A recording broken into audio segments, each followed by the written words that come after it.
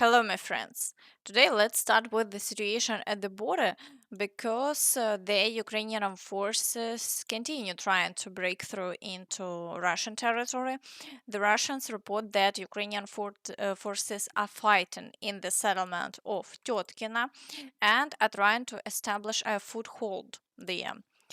In the Kursk region, at the border near Tyotkino and Novy Put, the Ukrainian armed forces continued attempts to break through the border and push deeper into our territory. The Ukrainians were stopped by heavy artillery, aviation, and drone fire. Equipment was destroyed at the border. Part of the Ukrainians managed to enter Tyotkino, but by evening they were wiped out with aerial bombs. The Russians also claim that the Ukrainian forces have launched a new wave of offensive operations. The Ukrainians began a new wave of attacks on the Kursk front, targeting Novy Put, Volfino, and Tyotkino.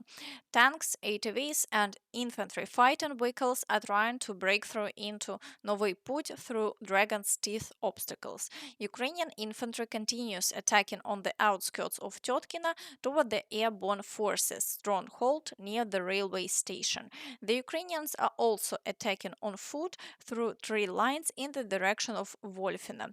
The assault is being met with fire from the Ivanova and Crimea airborne forces, scouts, and artillery. As we can see, after 2 days, no real success has been achieved, and Ukrainian forces haven't managed to hold Tyotkino. The fighting continues. This is now the third day, and the attacks are still ongoing.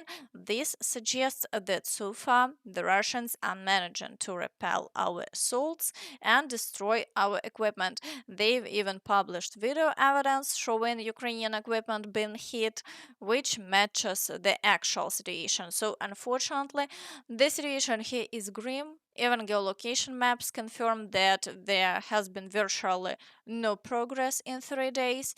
However, on the Russian side, they are already actively evacuating civilians. Ukraine is also evacuating people because the Russians have started heavily shelling the entire border area.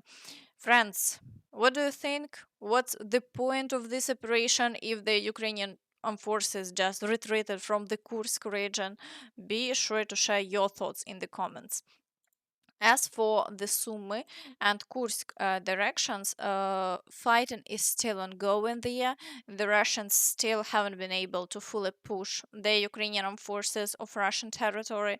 On the Sumy front, they've made no new advances and the situation has stabilized. However, the Russians continue shelling the area and launched a ballistic missile strike on the city of Sumy, resulting in casualties and injuries. In the Belgorod direction, no new shelling has been recorded, and the Ukrainian forces are no longer conducting attacks there, so the situation has also stabilized. In the Kharkiv direction, the Russians continue shelling but are not carrying out offensive actions. In Vovchansk, fighting is ongoing, though the Ukrainian forces are successfully repelling all attacks, and the front line hasn't changed over the past day. In the direction of Dvorichna. The situation remains stable for now. The Russians are not launching new assaults, and their previous attempts were unsuccessful. In the Kupiansk direction, the Russians continue the assaults on Novosilka and Lysivka, but as before, they have been unable to advance to the water barrier. As a result, all their plans to capture Kupiansk have so far failed. In the Borova direction, the Russians are assaulting Boguslavka and carrying out shelling. The situation has somewhat stabilized with no significant activity, and the front line hasn't changed over the past day. In the Lyman direction, activity is much higher. Here, the Russians are assaulting the villages of Myrne, Kolodyazi, Zelena Dolina, and Lipove. They're also attempting to break through from Novomykhailivka and Kharkivka toward Druzhelyubivka. However, despite the very high level of activity, they haven't managed to advance further. Over the past day, the front line has remained unchanged. In the Siversk direction, things are completely quiet. So far, the Russians haven't launched any new assaults, and their previous attempts were unsuccessful. However, the use of FPV drones continues without pause. In the Chasiv Yar direction, the Russians continue fighting in the central part of the city. They are pushing toward Bila Hora as well as in the areas of Kurdyumivka and Ozaryanivka. Over the past day, there have been no changes in the front line, but the intensity of activity remains high. Shelling also continues at maximum intensity. As for the shelling of Konstantinivka, 5 more airstrikes were recorded yesterday, and the Russians are now trying to destroy overpasses. In Konstantinivka, 5 airstrikes were recorded. An overpass was damaged. Around 4 p.m. today, Russian aviation launched 5 airstrikes on the city using FAB 250 aerial bombs. The strike hit the area around the overpass. Fortunately, there were no civilian casualties. However, the overpass itself sustained damage and it is now impassable. Residents are being asked to plan their routes in advance. At the tech power line, it was also damaged. In the Toretsk direction, the Russians are trying to break through directly in Toretsk itself, but they're making no gains in this section of the front. All their progress is concentrated further south in the areas of Sukha Balka and Stara Mykolaiivka. Assaults are ongoing there, and the Russians are attempting to straighten the front line in order to advance toward the Klebenbyk reservoir and then strike the rear of Konstantinivka. However, over the past day, there have been no new gains, and the front line remains unchanged. In the Pokrovsk direction, although the Ukrainian side hasn't yet confirmed any Russian advances, the situation is rapidly deteriorating.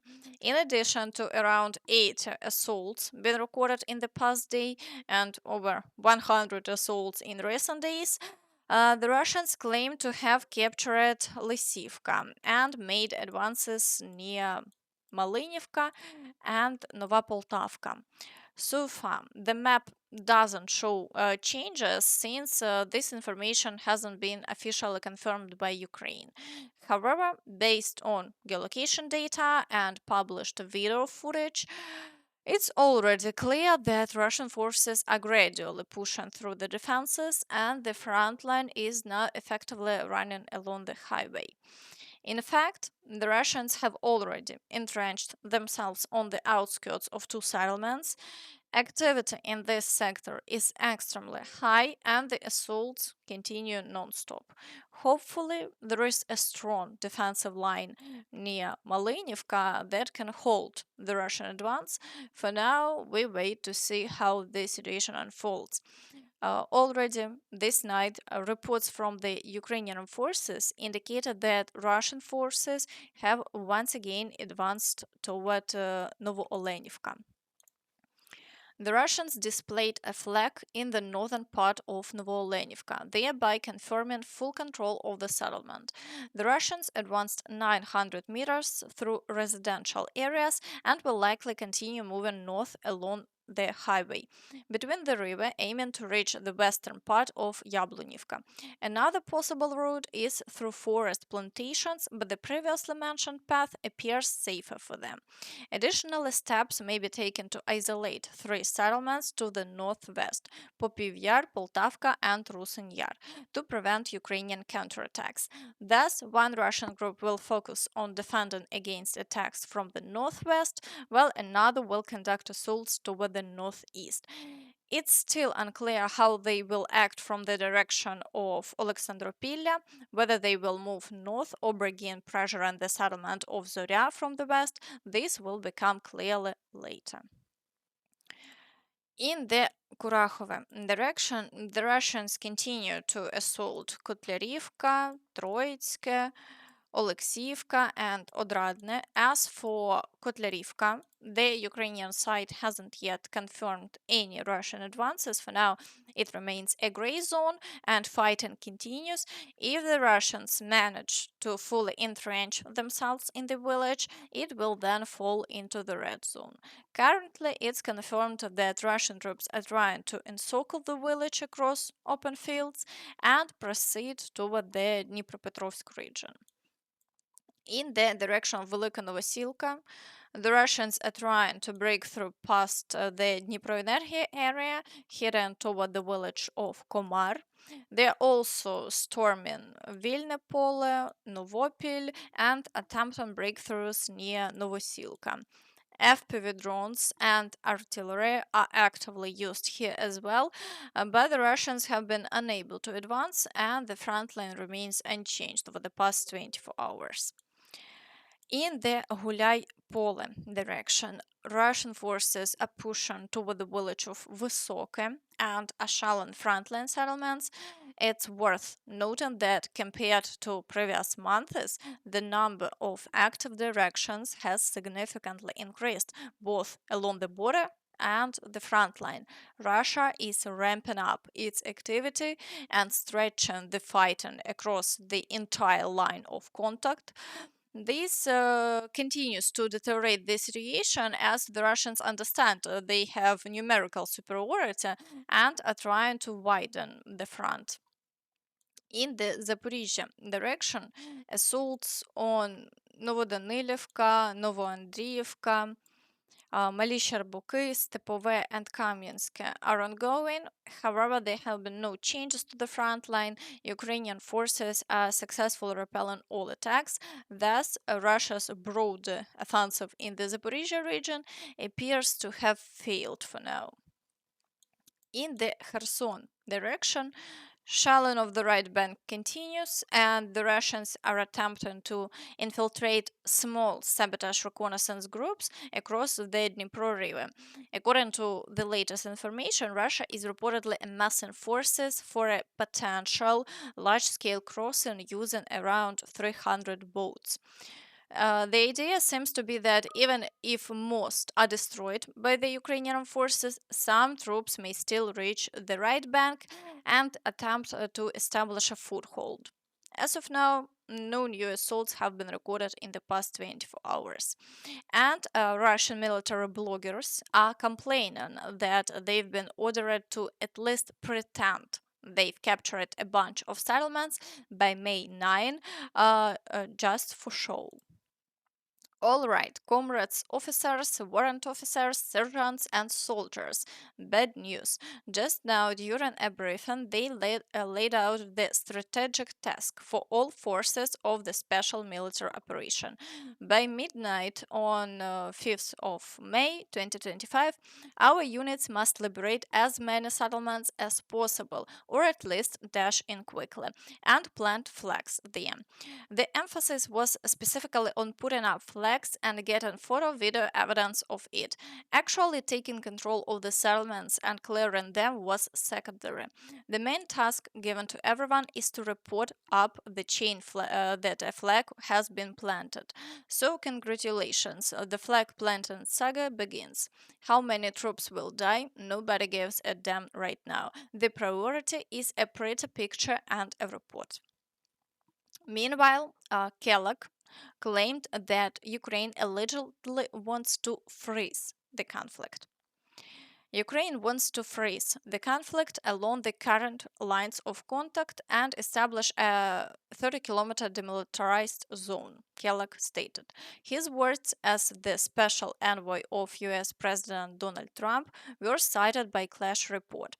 The proposal involves creating a 30-kilometer buffer zone, 15 kilometers on each side of the front line. Neither the Ukrainian nor Russian side has commented on this statement so far.